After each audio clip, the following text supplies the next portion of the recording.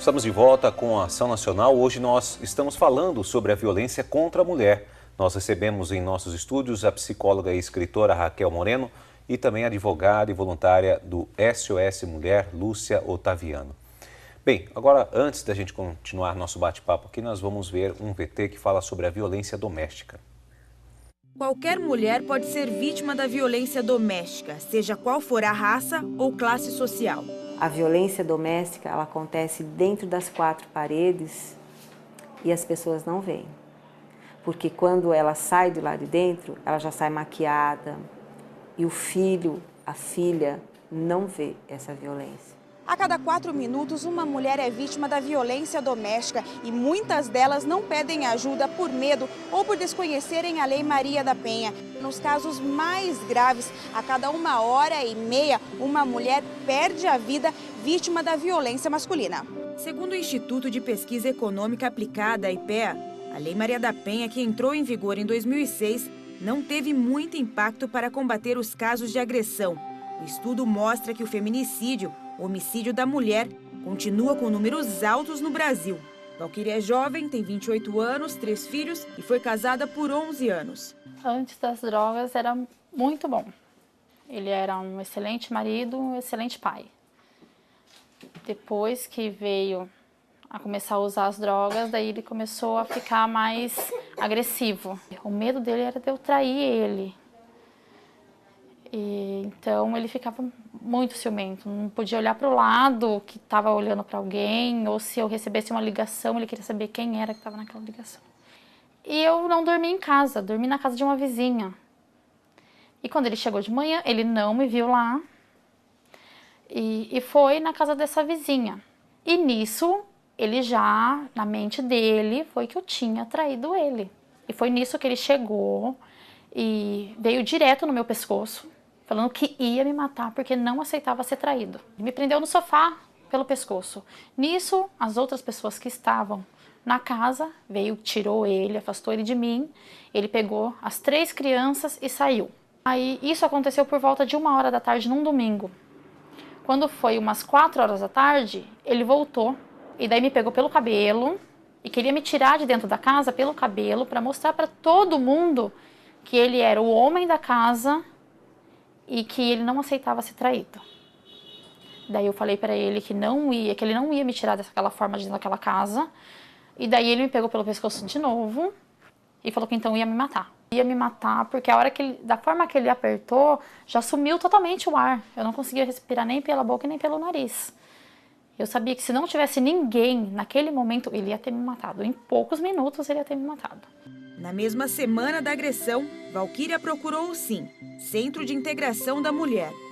Daí da Delegacia da Mulher já foram me buscar com os meus filhos, já me trouxeram para o SIM e eu fiquei 15 dias no SIM, me ajudaram muito. Só que eu queria voltar para casa, voltar para minha vida, serviço, mas com uma decisão tomada de separar. É um estado assim lastimável, autoestima zerada. Elas vêm assim, às vezes só com a roupa do corpo, as crianças só com a roupa do corpo, às vezes sem sapato, sem chinelo, sem nada.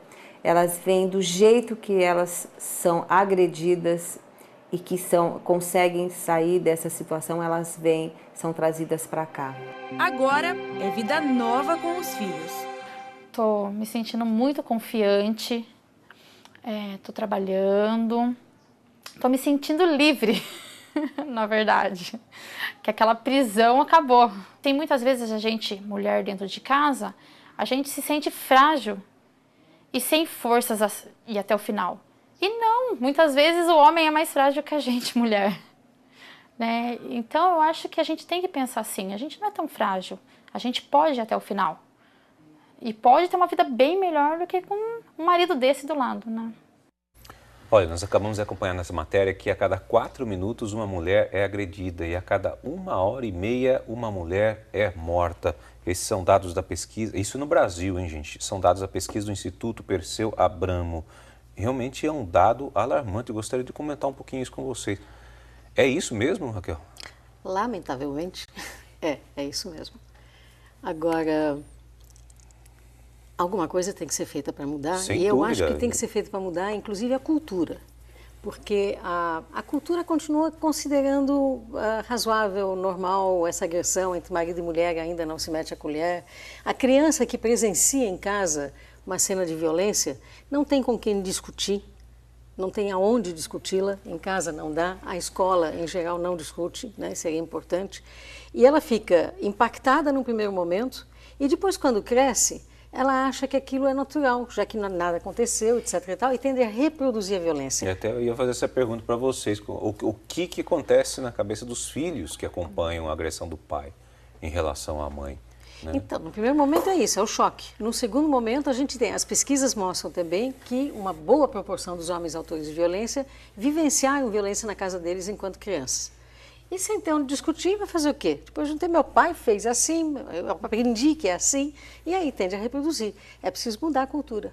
Nós temos que discutir essas questões na escola, nós temos que discutir o papel da mídia também com relação à naturalização da violência contra as mulheres. Sim. Tem que mudar um pouco essas coisas A todas. gente vai até aprofundar esse assunto no próximo bloco aqui dentro do programa, sobre a questão da cultura, né?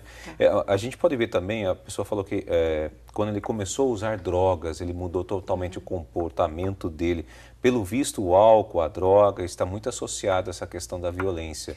O que acontece é o seguinte, é bem importante que se frise que a grande raiz da violência é cultural, né? São papéis estabelecidos que o homem viu do pai, que viu do avô, que viu do bisavô, que para manter a mulher ali na linha era só a base de força. Então isso é um papel que se reproduz. Da mesma forma como a mulher reproduz o papel do suportar a situação. Né? Por quê? Porque ela vê culturalmente a mulher é a responsável pela preservação da família. Então a mulher deve passar a vez sempre para o marido, para os filhos, ela tem que a qualquer custo manter aquilo em pé, porque senão ela vai ser a culpada da finalização daquele relacionamento e da destruição daquela família. Né? Isso, é claro, que eu estou falando é que socialmente Sim. é um papel cultural, então, que se passa. O que acontece? Esse papel cultural, ele é potencializado pelo uso de drogas lícitas e ilícitas, né? Por conjuntura econômica, por modificações políticas. Nós, por exemplo, temos no Brasil políticos que colocam como sendo praticamente como correto você praticar a violência contra a mulher. E isso, no meu ponto de vista, é uma coisa assim absurda. Né? Como que uma pessoa, né, que foi eleita por uma parte da população tem esse tipo de pensamento e, enfim, várias outras pessoas escutam, acham correto e continuam colocando em prática. Ou seja, é um imenso balaio, mas a cultura é o que mais está impregnado em tudo isso. Uma coisa também que chamou atenção nessa matéria é que ela fala que a Lei Maria da Penha não trouxe resultados efetivos. Raquel, como é que você vê isso? Realmente trouxe, não trouxe? Trouxe. Eu acho que teve um momento, teve um momento de polêmica em que, inclusive, alguns juízes, né, questionavam, dizendo que é constitucional ou não proteção à mulher e não proteção aos seres humanos, de modo geral. Mas essa é uma fase que foi superada. E, neste momento, eu acho que temos ganhos. Talvez não tantos quanto a gente gostaria de ter, mas fez uma diferença importante. Sim, eu acho que, assim, nesse caso, acho que o que faltaria é um pouco mais, assim, que a justiça fosse um pouco mais rígida, né, nesse caso. Porque hoje, eu não sei, estou aqui tentando entender um pouco como funciona isso. Por exemplo, hoje não se aplica mais esse tipo de coisa, como você falou, Lúcia, cesta básica, atendimento, ou ainda se aplica esse tipo de... Não. Depois da entrada da Lei Maria da Penha, não pode se enquadrar em outra lei que não seja a Lei Maria da Penha. Tá? Então, não, tem o prosseguimento normal e acho assim, não é uma questão de ser mais rígido, é uma questão de colocar na prática o que a lei necessita para que funcione. Como eu disse para você, os juizados especiais são essenciais para o funcionamento melhor dessa lei. Por quê? Porque vai ter ali um juiz que ele é inteiramente focado só nisso.